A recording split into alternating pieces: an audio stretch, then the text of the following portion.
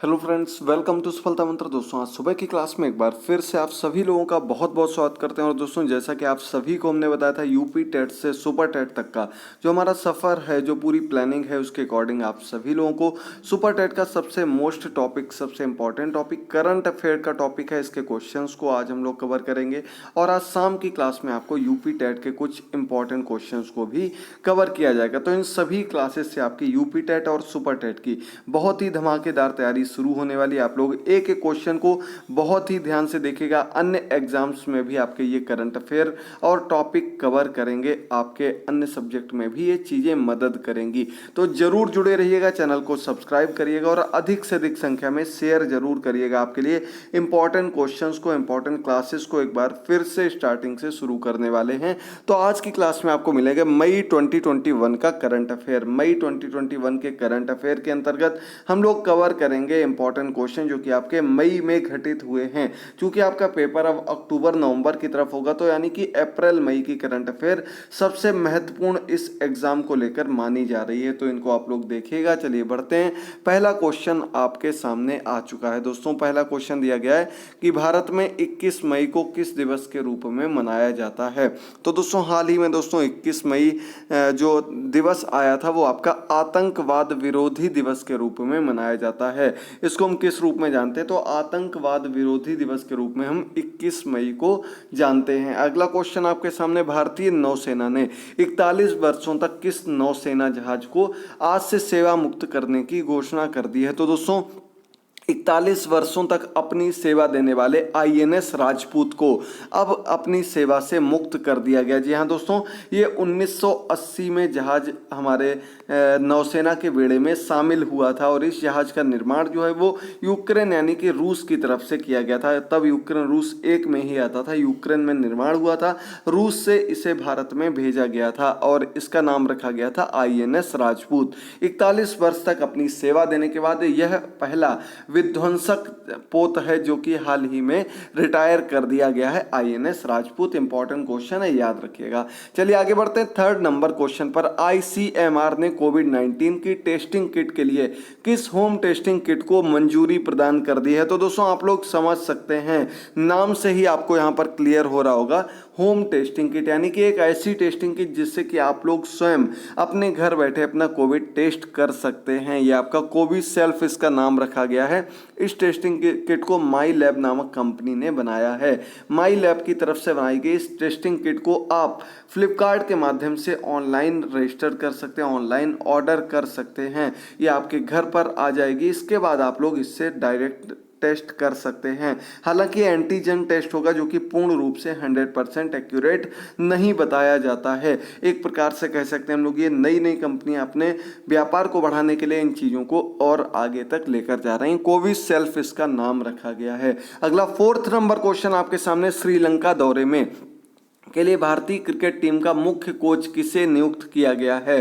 तो दोस्तों, आपको पता होगा हाल ही में भारतीय टीम, एक टीम भारत की गई है इंग्लैंड में, जहां पर आपका न्यूजीलैंड के साथ विश्व टेस्ट क्रिकेट चैंपियनशिप होने वाली है, इसमें हिस्सा लेने के लिए। इसके अलावा एक सेकेंड टीम जो है हमारी, वो श्रीलंका के लिए भी तैयार की गई है और जुलाई में होने वाले श्रीलंका इंडिया सीरीज के अंतर्गत मैचों की जो मेजबानी है, जो क्रिकेट मैच होने वाले हैं, उनकी जो मुख्य कोच रहेंगे उनका नाम है राहुल द्रविड़। जी हाँ दोस्तों, राहुल द्रविड़ को ये इनके कमान सौंपी गई है। ये आपके जुलाई में 13 जुलाई के आसपास से मैच स्टार्ट होंगे और आपके जुलाई एंड तक चलने वाले हैं, जो कि आपके लिए इंपॉर्टेंट क्वेश्चन बनता है। चूंकि कोच जो है, मुख्य रूप से कोच वो रवि शास्त्री हैं, लेकिन श्रीलंका दौरे के लिए राहुल द्रविड़ को नियुक्त किया गया है।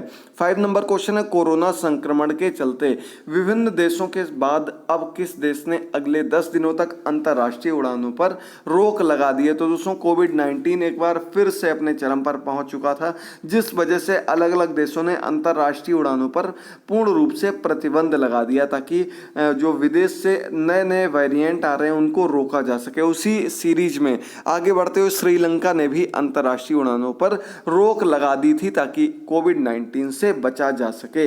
हालांकि अब धीरे धीरे पीक जो थी वो कम होने लगी है और ये आपकी जो दूसरी लहर आई थी इसमें भी अब थोड़े कम मामले देखने को मिल रहे हैं।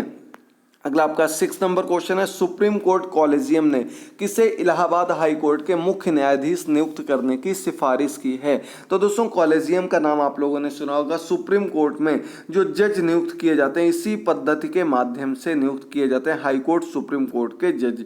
तो हाल ही में इलाहाबाद हाई कोर्ट के जो मुख्य जज थे उनके रिटायर होने के बाद अब वहां पर जो नए जज नियुक्त किए गए वो उस कॉलेजियम की सिफारिश के बाद जस्टिस संजय यादव को नियुक्त किया गया। ये इसके पहले एमपी कोर्ट में जज के रूप में नियुक्त थे, वहां से इनको जनवरी में कार्यवाहक जज के रूप में नियुक्त किया गया था। अब इनको पूर्ण रूप से एक मुख्य न्यायाधीश के रूप में नियुक्त किया जा रहा है इलाहाबाद हाई कोर्ट में। जस्टिस संजय यादव, नाम याद कर लीजिएगा, बहुत ही अच्छा क्वेश्चन है, यूपी एग्जाम के लिए सिलेक्टेड क्वेश्चन है, जरूर याद कर लीजिएगा। अगला आपका 7 नंबर क्वेश्चन है, केरल के मुख्यमंत्री के पद की शपथ लेने के साथ ही कौन लगातार दूसरी बार राज्य के मुख्यमंत्री बने। तो दोस्तों आपको पता होगा इसके पहले वहां पर कांग्रेस की सरकार थी और पिनराई विजयन को वहां का सीएम नियुक्त किया गया था। एक बार फिर से उन्होंने शपथ ले ली है केरल में अपनी सरकार बनाने के बाद। पिनराई विजयन ने एक बार फिर से शपथ ले ली है, तो आपका आंसर हो जाएगा पिनराई विजयन। अगला 8 नंबर क्वेश्चन आपके सामने है, किस देश की वैक्सीन स्पुतनिक वी को मंजूरी दे दी गई है। तो दोस्तों आपको पता होगा कोविड-19 के बढ़ते मामलों को देखते हुए अलग अलग देश की कुछ वैक्सीन्स को आपातकालीन मंजूरी दे दी गई थी, इमरजेंसी में इनका यूज करने की सिफारिश की गई थी। इसके बाद एक वैक्सीन है जिसका नाम है स्पुतनिक वी, इस वैक्सीन को भी मंजूरी दे दी गई और ये वैक्सीन का सबसे बड़ा फायदा जो है वो ये सिंगल डोज वैक्सीन है, यानी कि सिर्फ एक डोज से ही इसका काम चल जाता है और ये आपके रूस के द्वारा बनाई गई रूस देश की वैक्सीन है स्पुतनिक 5, इसको भी भारत में हाल ही में मंजूरी दे दी गई और अब ये कई स्थानों पर मौजूद भी है। यदि आप लोग इस वैक्सीन का यूज करना चाहते हैं तो इसका टीका जरूर लगवा लें। इसके अलावा जो भारतीय वैक्सीन है कोविशील्ड, कोवावैक्सीन, इनसे भी आप लोग वैक्सीनेशन करवा सकते हैं, आप लोग ऑनलाइन रजिस्ट्रेशन कर सकते हैं। अगला आपका 9 नंबर क्वेश्चन है, जामिया मिल्लिया इस्लामिया के शोधार्थी एवं जम्मू कश्मीर के रहने वाले फिरदौस अहमद ग्रोगी को किस अवार्ड से सम्मानित किया गया। तो दोस्तों आपको पता होगा जामिया मिल्लिया इस्लामिया ये आपका दिल्ली यूनिवर्सिटी, दिल्ली के अंतर्गत आने वाली एक यूनिवर्सिटी है और वहाँ के शोधार्थी यानी कि पीएचडी के छात्र हैं जिनका नाम है फिरदौस अहमद ग्रोगी, इनको हाल ही में एक बहुत बड़े सम्मान से सम्मानित किया गया। ये आपका will and Melinda Gates foundation का के अंतर्गत दिया जाने वाला जो वैज्ञानिक अवार्ड है 2021 का वैज्ञानिक अवार्ड जो दिया गया है वो इन्हीं को दिया गया, फिरदौस अहमद ग्रोगी को। ये एक प्राकृतिक विज्ञान की संकाय से पीएचडी कर रहे हैं और इनको इस क्षेत्र से इस पुरस्कार से नवाजा गया है, याद कर लीजिएगा। अगला आपका 10 नंबर क्वेश्चन है, अंतर्राष्ट्रीय टीका संस्थान में प्रतिनियुक्ति पर तैनात जवाहरलाल नेहरू विश्वविद्यालय के प्रोफेसर एवं प्रसिद्ध वैज्ञानिक को निधन हो गया, उनका क्या नाम था। तो दोस्तों अंतर्राष्ट्रीय टीका संस्थान में प्रतिनियुक्ति पर भेजे गए थे ये आपके जेएनयू के प्रोफेसर हैं दीपक गौड़, इनका नाम था। इनका हाल ही में निधन हो गया, 48 वर्ष की उम्र में। एक बहुत बड़े प्रसिद्ध वैज्ञानिक के रूप में भी इनका नाम लिया जाता है। अगला आपका 11 नंबर क्वेश्चन है, कोरोना के बढ़ते कहर से निपटने के लिए किस देश ने 12 से 15 साल के बच्चों के टीकाकरण के लिए कोरोना वैक्सीन फाइजर बायोएनटेक को मंजूरी दे दी है। दोस्तों आपको पता होगा कई देश ने अपनी अलग अलग वैक्सीन तैयार कर ली हैं, कई कंपनियों ने भी वैक्सीन तैयार कर ली है, तो फाइजर का नाम इसमें सबसे ऊपर आता है। फाइजर वैक्सीन को लेकर अलग अलग अंदेशे लगाए जा रहे थे लेकिन ये लगभग एक सही वैक्सीन के रूप में इसको जाना गया और हाल ही में एक बच्चों के टीकाकरण के लिए भी इसको यूज किया जा रहा है, कहाँ पर, सिंगापुर में। इसके अलावा दोस्तों आपको बता दें ब्रिटेन में भी ये बच्चों के टीकाकरण के लिए आदेश दे दिया गया, फाइजर वैक्सीन को इसका आदेश दिया गया बच्चों के वैक्सीनेशन के लिए, क्योंकि तीसरी लहर जो कोविड-19 की बताई जा रही है वो बच्चों पर ज़्यादा असरदार होने के अंदेशा लगाया जा रहा है। अगला आपका 12 नंबर क्वेश्चन आपके सामने, एक एक क्वेश्चन को बहुत ही ध्यान से समझिएगा और एक एक क्लास को बहुत अच्छे से देखते रहिएगा। यूपी टेट की भी हमने प्लेलिस्ट बना दी है, वहाँ पर आपको जितनी भी हम नवीन क्लासेस देंगे, नई क्लासेस लेकर आएंगे, उन सभी क्लासेस की आपके जितनी भी वीडियोस होंगी वो आपको एक ही स्थान पर मिल जाएंगी। सुपर टेट की पूरी वीडियोस का लिंक नीचे डिस्क्रिप्शन बॉक्स में दिया गया। साथ ही साथ आप लोग हमारे टेलीग्राम चैनल पर भी जरूर जुड़िएगा। अगला क्वेश्चन है, हाल ही में पॉल मूनी का 79 वर्ष की उम्र में निधन हो गया, वे किस क्षेत्र से संबंधित थे? तो दोस्तों कई लोगों ने नाम सुना होगा पॉल मूनी का, और ये एक हॉलीवुड के बहुत बड़े प्रसिद्ध कॉमेडियन के रूप में इनको जाना जाता था।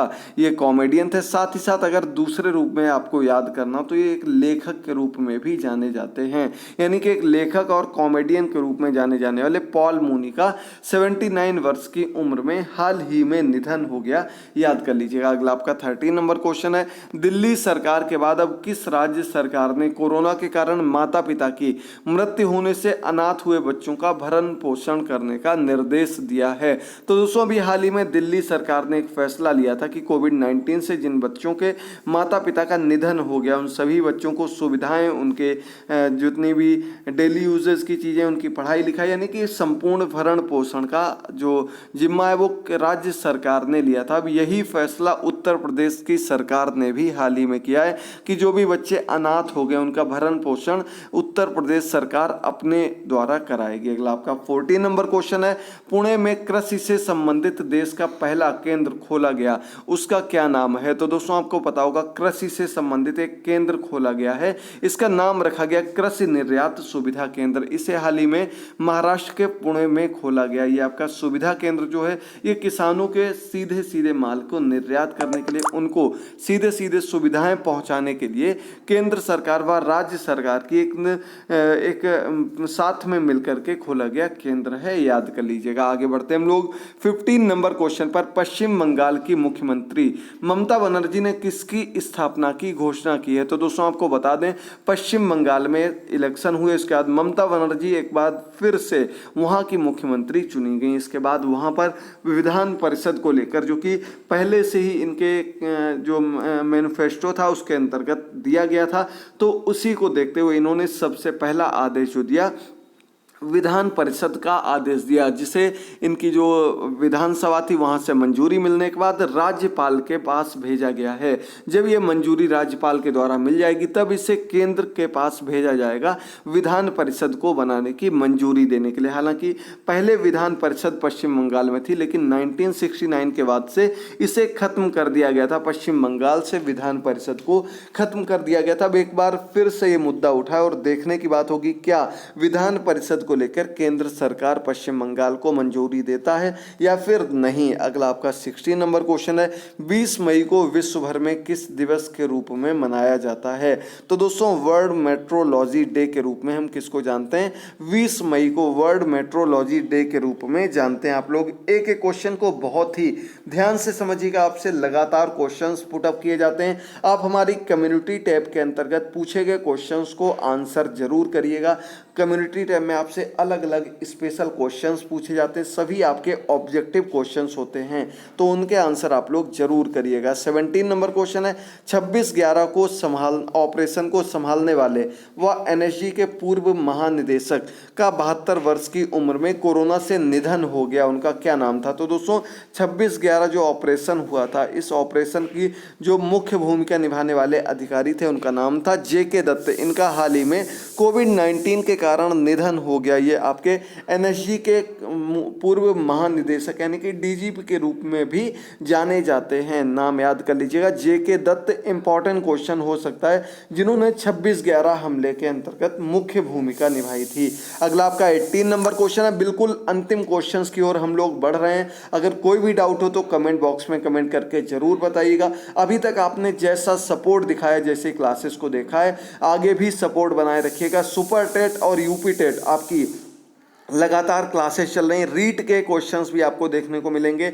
जिन्होंने फॉर्म फिल किया वो लोग उनकी तैयारी भी हमारे साथ मिल करके कर सकते हैं। अब आपको लगातार डेली क्लासेस मिलेंगी, इन क्लासेस को मिस मत करिएगा। डेली क्लासेस से जुड़िएगा और चैनल को सब्सक्राइब करिएगा। अगला क्वेश्चन है, कोरोना की वजह से अगले महीने श्रीलंका में होने वाले किस टूर्नामेंट को रद्द कर दिया गया है? तो दोस्तों एक प्रकार से कोरोना की वजह से कह सकते हैं, और दूसरा कारण इसका जो जो अलग अलग देश हैं उनके अपने खुद के टूर्नामेंट हैं, जिसकी वजह से भी इसको स्थगित कर दिया गया। ये आपका एशिया कप मुकाबले हैं जो कि जिसमें एशिया की टीम्स खेलती हैं और ये कोविड-19 के कारण नहीं हो पा रहा है। पहले भी ये कई बार रुक चुका कोविड-19 के कारण। इस बार भी ये श्रीलंका में होने वाला था जो नहीं हो पाया, क्योंकि भारत की टीम, एक टीम इंग्लैंड गई हुई है, एक श्रीलंका में है। इसी प्रकार से अन्य देश भी अपनी स्थानीय लीग में बिजी हैं, जिसकी वजह से एशिया कप मुकाबला नहीं हो सका है। तो एशिया कप 2021 को स्थगित कर दिया गया। अब देखने वाली बात होगी क्या ये आगे मुकाबला हो पाएगा या फिर यहीं तक स्थगित रहेगा। अब आज का अंतिम क्वेश्चन आपके सामने, राजस्थान के पूर्व मुख्यमंत्री का कोरोना की चपेट में आने से 93 वर्ष की उम्र में निधन हो गया। तो दोस्तों इनका नाम था जगन्नाथ पहाड़िया। ये आपके राजस्थान के पूर्व मुख्यमंत्री थे। इसके अलावा ये हरियाणा के और बिहार के राज्यपाल के पद पर भी कार्यरत रह चुके थे। 93 वर्ष की उम्र में हाल ही में इनका निधन हो गया। कांग्रेस पार्टी की तरफ से ये सीएम भी रह चुके थे राजस्थान के। तो दोस्तों आज के सभी क्वेश्चंस कंप्लीट होते हैं। उम्मीद करते हैं आपको क्लास बहुत पसंद आई होगी। प्रत्येक क्वेश्चन आपको बहुत ही अच्छे से दिमाग में घुस गया होगा। काफ़ी लोग इस क्लास के लिए कह रहे थे कि करंट अफेयर के वन लाइनर क्वेश्चंस को लेकर आइए, वो क्वेश्चन आंसर बिल्कुल दिमाग में घुस जाते हैं, आंसर देख कर ही याद हो जाता कि इसका ये आंसर हो जाएगा। तो दोस्तों ऐसे ही इस क्वेश्चंस को देखते रहिएगा, याद करते रहिएगा और कोई भी डाउट होने पर कमेंट बॉक्स में कमेंट करके ज़रूर बताइएगा।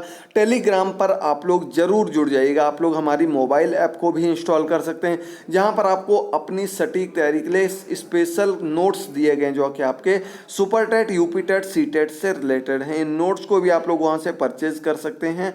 सभी नोट्स आपको PDF फॉर्मेट में मिलेंगे। आगे जितने भी नोट्स तैयार किए जाएंगे वो भी आपको उसी पैकेज के अंतर्गत दिए जाएंगे। तो आप लोग ज़रूर जुड़िएगा। आज की क्लास में आने के लिए बहुत बहुत धन्यवाद। सपोर्ट बनाए रखिए। शाम को क्लास मिलेगी आपको यूपी टेट की। देखते रहिए, समझते रहिए। थैंक यू दोस्तों। Good bye, take care.